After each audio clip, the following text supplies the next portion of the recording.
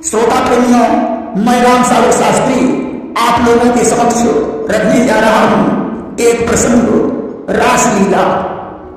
देखिए, एक दिन भगवान रात्रि में अपने घर से बाहर निकले। कार्तिक पूर्णिमा की रात थी, सुंदर चांदनी फैली हुई थी, बेला चमेली के सुगंधित पुष्प महक रहे थे कि देख समय अनुकूल वह प्रभु को आया ध्यान, पूरा करना चाहिए सखियों का वरदान। उस सुहानी चांदनी रात को देखकर भगवान को सखियों के वरदान की याद आ गई। व्यास जी लिखते हैं कि दृष्टा कुमोद्वंत मकंद मंडलम रमानाभम नव कुमारम वनम च तत् कोमल गोभिरंजितम जगी कलंबाम दृशाम मनोहरम। उस दिन चंद्रमंडल अखंड था, पूर्णिमा की रात्रि थी। नव केसर के समान संकोच मिश्रित अभिलाषा से युक्त लक्ष्मी के समान मुख किरणों से संपूर्ण वन अनुराग से सराबोर हो रहा था। कोने कोने में चांदनी का अमृत सिंधु उमड़ रहा था। भगवान कृष्ण ने अपने दिव्य उज्जवल रस के उद्दीपन की पूरी सामग्री चंद्रमा को देकर यमुना के तट पर ब्रज युवतियों के मन को भरने वाली मुरली की मधुरता छेड़ी कि जिस समय बदन पर मुरलीधर, जब मुरलीधर का राग उठा, चल अचलों में अनुराग बढ़ा, संसार एकाएक जाग उठा। अब तो जो भगवान ने मुरली बजाई, संसार जागृत हो गया। गोपियों के कानों में जैसे ही मुरली की धन पहुंची, अब तो जिस हालत में जो गोपी थी उसी हालत में भाग खड़ी हुई। कोई गोपी दूध धो रही थी, उसने दूध धोना बंद कर दिया और भाग खड़ी हुई। जो चूल्हे पर दूध गर्म कर रही थी, उन्होंने दूध को बनते हुए ही छोड़ दिया। जो गोपी हलवा बना रही थी, उसने कढ़ाई को चूल्हे पर ही रखा छोड़ दिया। कोई गोपी भोजन परोस रही थी, उसने भोजन को परोसना बंद कर दिया। कोई अपने बच्चे को दूध पिला रही थी, उसने बच्चे को उतार कर जमीन पर रख दिया और भाग खड़ी हुई। कोई गोपी अपने पति की सेवा कर रही थी, उसने सेवा करना बंद कर दिया। कोई गोपी भोजन कर रही थी, वह भोजन को छोड़कर भाग खड़ी हुई। कोई गोपी आंखों में काजल लगा रही थी, एक ही आंख में काजल लगाकर भाग खड़ी हुई।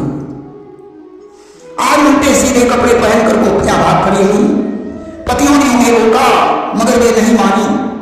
कवि ने लिख दिया कि कोई उठी दौड़ी, कोई भूल गई बौरी, कोई बौरी भई कौड़ी भरी कदम की डाल की। कोई खुले बाल, कोई भूषण विसार, कोई तरीके सिनारे चली भूली सुधी माल की। कोई भाजी कुंजन में, कोई धाई घाटन में, कोई फिरी कानन में दसाथी बिहार की। सारी पैसवाल कठ पुतरी सिनाच रही, ऐसी आई बांसुरी बजी है नंदलाल की। कोई तो गोपी कदम के वृक्ष को ही कृष्ण समझकर लिपट गई। किसी के बाल खुले हैं, कोई भी आभूषण शरीर पर नहीं है। कोई तो बिना सितार के ही भाग खड़ी हुई। कोई कुंजों की तरफ भागी, कोई घाटों की तरफ और कोई वन की तरफ भाग खड़ी हुई। कि सारी बंसी की आवाज इधर से आ रही है। आज सारी गोपियां कठपुतली की तरह नाच रही हैं कि बाजी मोगाई बाजी, द्वार खोल धाई बाजी, मारद भुलाई बाजी, व्याकुल अगन में बाजी ने विसारो धीर, बाजी ने है फारो चीर, बाजी के उठी है पीर, चैन है न मन में। बाजी पर छोड़ बाजी, बाजी डर छोड़ बाजी, बाजी घर छोड़ बाजी, व्याधि लगी तन में। बाजी कहीं बाजी बाजी, बाजी कहीं कहाँ बाजी, बाजी कहीं बांसुरी बजी है वृंदावन में। किन्हीं के हृदय में बंसी की धुन सुनने की उमंग उठी। कोई दरवाजा खोलकर भाग खड़ी हुई, कोई तो कृषि के पास पहुंचने का रास्ता भूल गई, कोई आंगन में बेचैन है। किन्हीं का धीरज छूट गया, किसी को चैन नहीं पड़ रहा। कोई अपने पति को छोड़कर भाग खड़ी हुई, घर छोड़ दिया, किसी ने डर छोड़ दिया। कोई कहती कृष्ण की बंसी बज रही है, कोई पूछती है कहाँ बज रही है, तो कोई बता रही है वृंदावन में बज रही है। एक गोपी को उसके पति ने रोक लिया तो उसने अपना शरीर छोड़ दिया और उसकी आत्मा भगवान के पास पहुंच गई। आज सभी गोपियां कृष्ण को ढूंढ रही थी। उन्हें यमुना के निकट देखकर गोपियां वहां पहुंची। भगवान उनके साथ विनोद करने लगे कि स्वागतम को महाभाग प्रियम किम करवाणि वा ब्रजस्यानाम अयं कश्चित् वृतागमन कारणम। हे महाभागवती गोपियों, तुम्हारा स्वागत है। बताओ मैं तुम्हें प्रसन्न करने के लिए क्या करूं? तुम्हें यहां आने का क्या कारण है कि इस अर्धरात्रि को बतलाओ, तुम क्यों इस वन में भाई हो? अपने पति पुत्रों को तजकर क्यों पास हमारे आई हो? तुम्हारी रात को अपने पति और पुत्रों को छोड़कर मेरे पास क्यों आई हो? जिन स्त्रियों को उत्तम लोक प्राप्त करना होता है उन्हें अपने पति का परित्याग नहीं करना चाहिए। पति स्वभाव से भले ही बुरा हो, भाग्यहीन, वृद्ध, मूर्ख, रोगी या निर्धन क्यों न हो, परंतु पत्नी को उसकी सेवा करनी चाहिए। पतिव्रताओं के बल पर ही ये सारा संसार टिका हुआ है। यहां तक कि हमारा शीश भी पतिव्रताओं के आगे झुकता है कि बल पर ही सती नारियों के ठहरा भूमंडल सारा है। झुकता ही तो पतिव्रताओं के आगे यह शीश हमारा हो। इसलिए तुम अपने अपने घर जाओ, अपने अपने पतियों को देखो, यही तुम्हारा परम कर्तव्य है। तुम मेरी लीला और गुण का श्रवण करो। प्रेम की प्राप्ति पास रहने से नहीं होती है। गोपियों ने कहा कृष्ण आप ही सारे संसार के पति हैं, ये तो पति सब झूठे हैं, आप तो सब जीवों की आत्मा हैं, साक्षात भगवान हैं, हम आपको छोड़कर वापस नहीं लौटेंगे।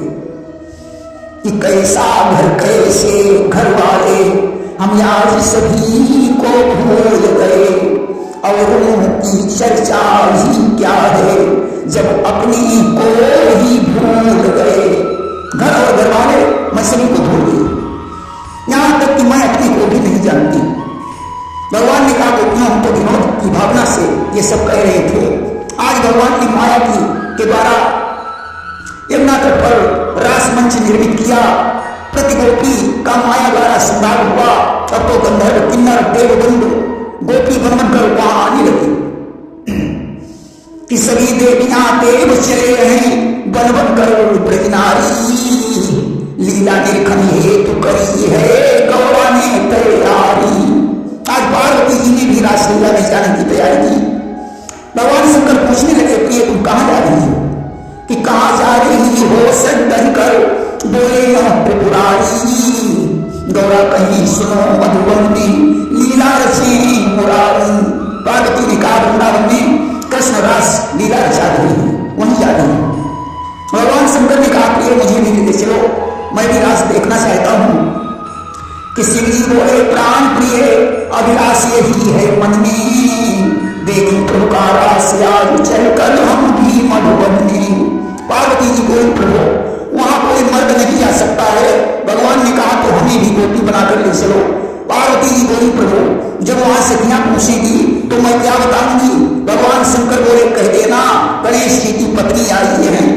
आज तो आज पार्वती जी ने शंकर जी का साज श्रृंगार बनाया।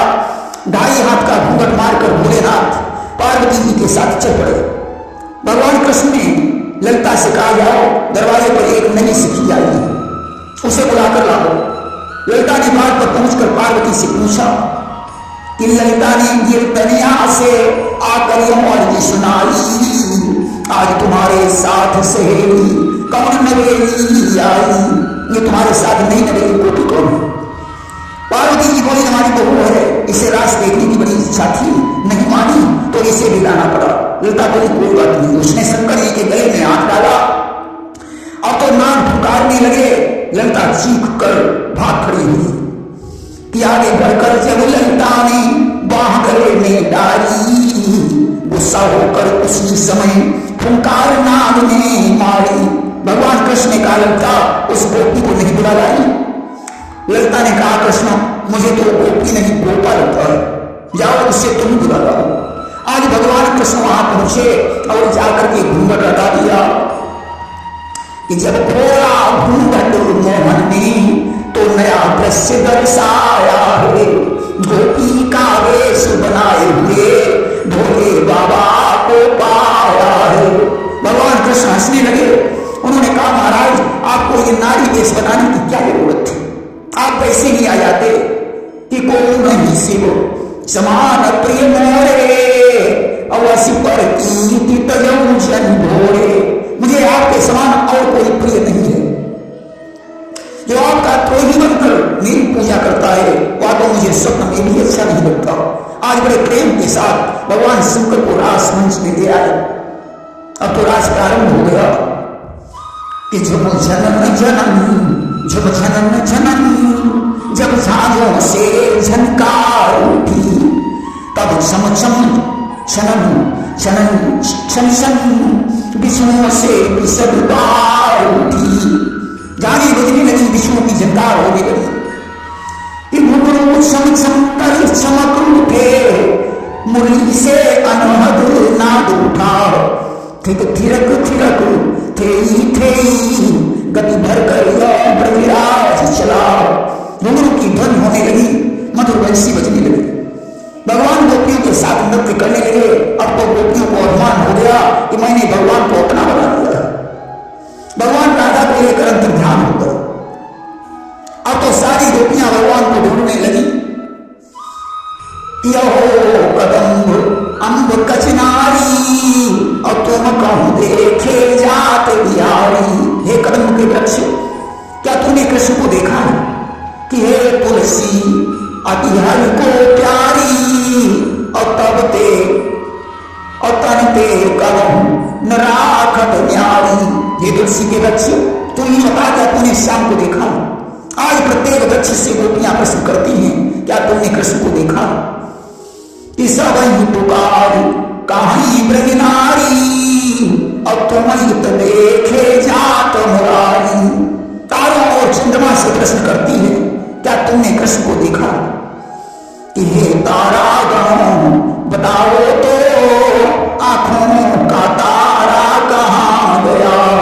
हे चंद्र तनिक मुंह तो खोलो ब्रज चंद्र हमारा कहाँ गया?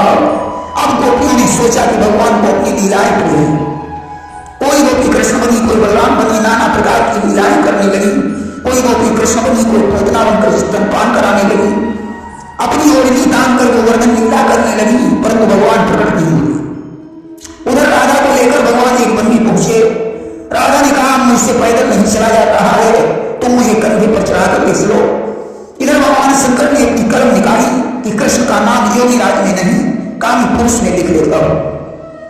और उधर भगवान ने राधा से कहा ठीक है तुम मेरे कंधे पर बैठ जाओ। राधा जी ज्यों आगे बढ़ी, भगवान तो अंतर ध्यान हो गए। राधा जमीन पर पड़ी रह गई। राधा रोनी और पछताने लगी। उधर गोपियां कृष्ण को ढूंढते ढूंढते वही पहुंच गई। और पूछा उससे बहन तू है कैसी बेहाल, देखे हैं तूने कहीं गिरधर गोपाल। गोपी ने पूछा बहन क्या तूने कृष्ण को देखा? राधा ने सारी कहानी बताई। आगे अंधेरा था, गोपियां वहां से वापस लौट आई। कि जयति ते निकम जन्मना प्रजा श्रेयते इंदिरा ससुरत्रही दैत दृश्यताम दीक्षुतावकाश त्वयिद्रता सवश ताम विचिन्नते। तुम्हारे जन्म से व्रत की महिमा बढ़ गई। लक्ष्मी नित्य निवास करने लगी, परंतु तुम्हारे शरणों में प्राण समर्पित करने वाली गोपियां वन वन भटक कर तुम्हें ढूंढ रही थी। जब गोपियां बहुत दुखी हो गई तो भगवान प्रकट हो गए कि उस अनंत की जांच का हुआ इस तरह ही अंत। देखा सबने मध्य में शोभित है भगवंत। आज भगवान प्रति गोपी के बीच में प्रकट हो गए कि बीच गोपी कि बीच गोरी बीच नंद किशोरा सघन घटा दामिनी चंबोरा। श्याम कृष्ण को ब्रजवाला मानव कनक नीलमणि माला। भगवान सामने हैं, ब्रजबालाएं गोरी हैं, ऐसा लगता है जैसे सोने के धागे में नीलमणि का माला पिरोया गया हो। कंगन बाजे, करधनी के छोटे छोटे घुंघरू बजने लगे। गोपियां आसन्न थी, इसलिए वो धन बड़ी जोर से सुनाई पड़ रही थी। यहीं पर कामदेव भगवान के आगे झुक गया और उनका एक नाम मदन मोहन पड़ गया। भगवान ने गोपियों के मुंह पोछे, यमुना में स्नान किया और वन में विहार किया। वह रात ब्रह्मा की एक रात के बराबर थी, अर्थात 6 महीने के बराबर रात होने के कारण उस रात्रि का नाम महारात्रि पड़ गया। गोपियां जाना नहीं चाहती थी, 4 बड़ी रात शेष थी। भगवान ने उन्हें विदा कर दिया। गोपियों के पति भगवान की योग माया से मोहित होकर यही समझ रहे थे कि हमारी पत्नियां हमारे पास हैं। देखिए, रास में आत्मा और परमात्मा का मिलन हुआ। रासलीला को पंच प्राण माना गया है। रसो वैसा, अर्थात जिस दिव्य क्रीड़ा में एक ही रस अनेक रसों के रूप में होकर अनंत रस का रसास्वादन करे, उसे रास कहते हैं। अनहद नाम ही वंशी की धुन है, नारियां ही गोपियां हैं, कुंडलिनी राधा है, मस्तिष्क ही वृंदावन है, आत्मा ही कृष्ण है।